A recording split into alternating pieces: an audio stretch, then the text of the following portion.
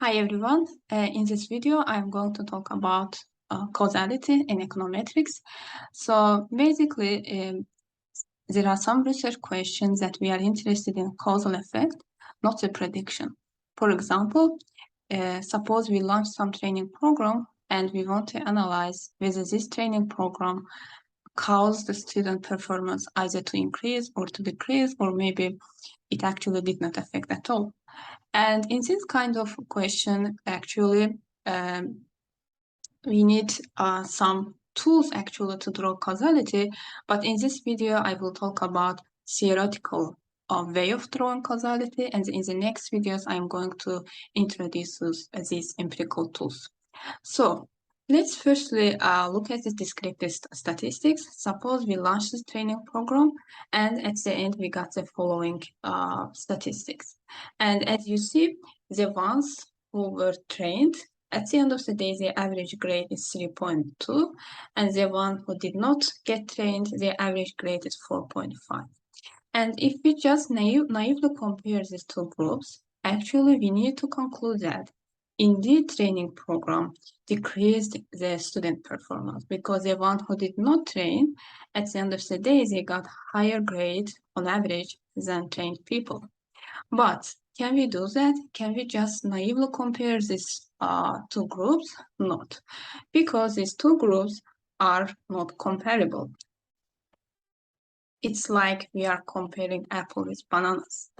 So why they are not comparable? Because those students who got trained and those students who did not, they are different in many dimensions. Like they might be different in their motivation for the studying, or they might be different background knowledge, and so on and so forth.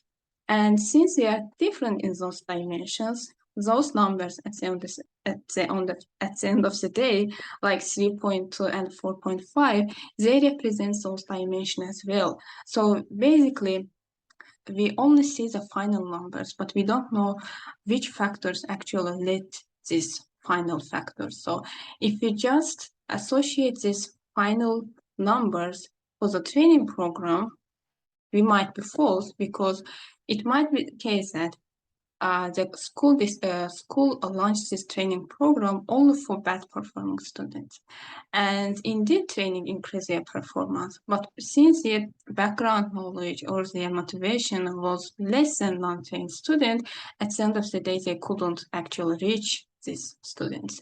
But again, there are a lot of factors working at the background, so we can't really draw causality in this case.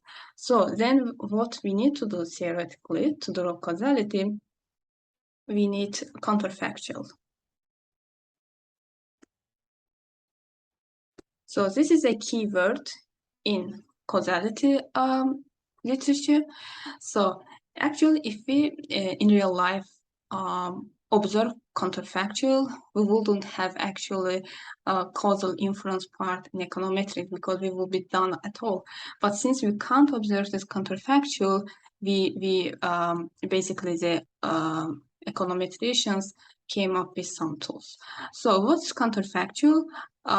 In this example, counterfactual will be, what if student who got trained wouldn't got trained? So it's a bit strange, but I will explain in a minute. So basically, counterfactual looks at the opposite scenario. Yes, this student got trained, but what will be his outcome if he did not get trained? And then we just write these numbers, no and yes, and we look at student 1. If he went to the training program, let's say his average grade will be 4.5, but if he did not go to the training program, his average grade will be 3.7. And then we look at the effect of training program, that will be 0.8. So basically, we write this number for all students, and I say calculate the average number. So in real life, of course, we can't observe. Student can only go got trained or did not got trained. So the both of things cannot happen at the same time to the same individual. But theoretically, that's the only way of drawing causality. But as I said before, like in real life, we can't observe. That's why we came, econometricians came up with some tools. And in the next video, I will talk about those tools.